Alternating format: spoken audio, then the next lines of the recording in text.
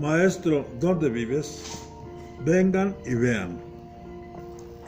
El eco de los pasos de Jesús. El objetivo es reflexionar sobre algunos rasgos de la vida de la Iglesia en los primeros siglos para avivar nuestra fe mediante el descubrimiento de la acción del Espíritu Santo en la comunidad de los discípulos de Cristo. Contemplemos el primer impulso de evangelizador, el tiempo de los apóstoles. La historia confirma que los primeros cristianos se sentían unidos a la Iglesia bajo la guía de Pedro y de los apóstoles, poniendo en práctica el mandato de Jesús. Los cristianos no podían callar lo que había visto y oído. Se trataba de un encuentro con Jesús, cuyo pleno significado fueron descubriendo después de la Pascua del Señor y de Pentecostés. Se trataba de un acontecimiento de salvación que había cambiado no solo la historia de los discípulos, sino la del universo entero. A Jesús de Nazaret, muerto injustamente en manos de los paganos, Dios lo resucitó y constituyó en Señor y Salvador. Quien creyera en este anuncio y se convirtiera, podría integrarse a la comunidad por medio del bautismo. Movidos por el Espíritu, Pedro y los demás apóstoles y luego otros cristianos predicaban en Jerusalén. Obedecían así un mandato del Señor y estaban dispuestos a sufrir golpes y cárceles con tal de cumplir con Dios antes que con los hombres. Además se sentían urgidos por el amor al prójimo, cuya salvación deseaban. Al principio solo predicaban en Jerusalén, pero el año 36 después de Cristo fue muerto, lapidado Esteban, el primer mártir cristiano. Esto obligó a que muchos cristianos de su grupo, llamados helenistas, se dispersaran.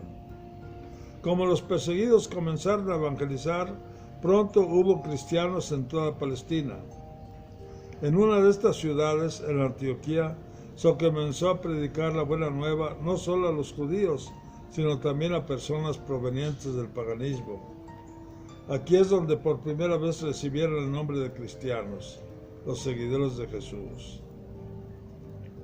Como algunos cristianos provenientes del judaísmo querían obligar a los cristianos de origen pagano a circuncidarse y observar la ley de Moisés, estalló un conflicto entre estos. Entonces Saulo de Tarso, junto con Bernabé, subieron a Jerusalén a consultar a los pilares de la iglesia de aquellos tiempos, Pedro y Santiago. Se convocó el primer concilio de Jerusalén. Allí Pablo argumentó que el cristiano no se salva por cumplir la ley, sino por creer en Cristo Jesús y vivir el mandamiento del amor. Como el concilio reconoció la verdad de esta enseñanza, desde entonces los misioneros cristianos predicaban no únicamente a los judíos, sino también a las personas de otra religión. Los cristianos en un mundo que no los comprende. El cristianismo comenzó a expandirse rápidamente en los puertos y las ciudades principales del Imperio Romano y fuera de él, en las regiones de Arabia, Persia, Mesopotamia, India. Muchas veces los gobernantes de estos imperios perseguieron a los cristianos, pues los veían como una amenaza a la sociedad. Por ejemplo, se negaban a dar culto al emperador y se reunían en sus casas a orar a la fracción del pan el primer día de la semana. Además, compartían sus bienes materiales con los más necesitados, animando con su testimonio a la conversión a otras personas. Mucha gente tenía miedo que los dioses locales, molestos porque los cristianos no los adoraban, castigasen al pueblo con pestes, temblores y hambrunas. Poco a poco los cristianos llegaron a ser tantos en el Imperio Romano que el emperador Constantino en el año 313 apoyado según Eusebio de Cesarea en una visión, decidió mandar que no se persiguiera a los cristianos, sino que se considerara religión lícita, que recibiría, como todas las demás, dinero del Estado para que construyera su templo y celebrara el culto. Es así que los cristianos alcanzaron la libertad. El ideal de conversión de la vida nueva. En los primeros siglos el ser cristiano traía muchos riesgos. Existía siempre el peligro de morir por la fe. Por esta razón los cristianos se preparaban de forma muy cuidadosa con lo que se llamaba el catecumenado.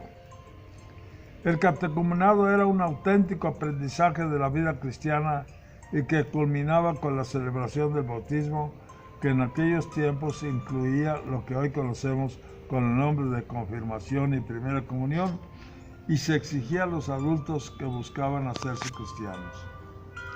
El catecumenado podía durar varios años, en el transcurso de los cuales el candidato era instruido, examinada su conducta y sus motivos. No podían participar en toda la Santa Misa y se entregaban gradualmente diversos símbolos de la fe.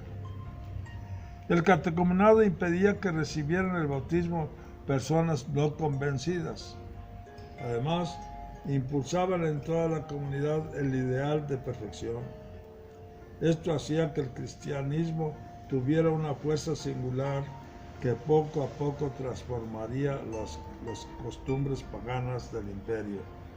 Al mismo tiempo, ayudaba a conocer mejor la fe y a celebrar la liturgia con mayor generosidad de espíritu.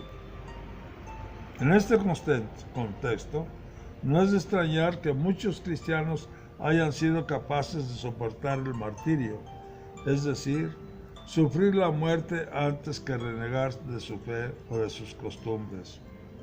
Fueron miles los fieles que derramaron su sangre en los circos romanos y en cárceles y plazas, para afirmar con su muerte la verdad de la vida eterna que esperaban.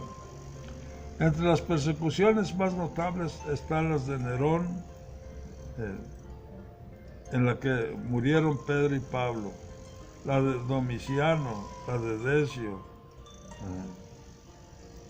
que fue la primera persecución generalizada en todo el imperio, la de Valeriano y la de Diocleciano, que fue la más terrible, la más violenta. Guarda en tu corazón estas palabras. Al principio de la iglesia, 12 apóstoles anunciaron a sus compatriotas una buena nueva. Jesús, el enviado de Dios, que ha sido crucificado como un malhechor, ha resucitado y está vivo.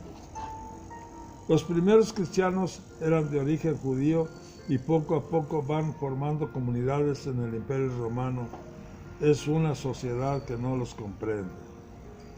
En los siglos IV y V, la Iglesia empieza a gozar de una libertad religiosa. Al mismo tiempo surgen grupos sectarios a los cuales se hace frente con los concilios. Confrontemos, hermanos. Al ver el ejemplo de los primeros cristianos, llama la atención su empeño por anunciar el Evangelio. Los cristianos de nuestro tiempo seguimos el ejemplo de los primeros cristianos de anunciar a Jesucristo vivo a la gente de hoy. ¿Por qué? Un riesgo sobresaliente de los primeros cristianos es su santidad. Un rasgo sobresaliente de los primeros cristianos es su santidad. Procuraban una vida conforme a la ley de Dios. El catecumenado les ayudaba mucho en ese sentido. Así lograron transformar con los valores cristianos la sociedad de su tiempo y darle un sentido cristiano a todo. En nuestra comunidad, ¿cómo nos preparamos para ser cristianos? Los primeros cristianos tenían un celo particular por ser fieles a la verdad recibida. En nuestro tiempo, ¿cómo dialogar con personas que piensan distinto y al mismo tiempo conservar el mensaje que hemos recibido de Jesucristo? Hermanos, expresemos nuestra fe con una oración en grupo particular cada uno, viendo cómo se abre el camino a la iglesia. Muchas gracias.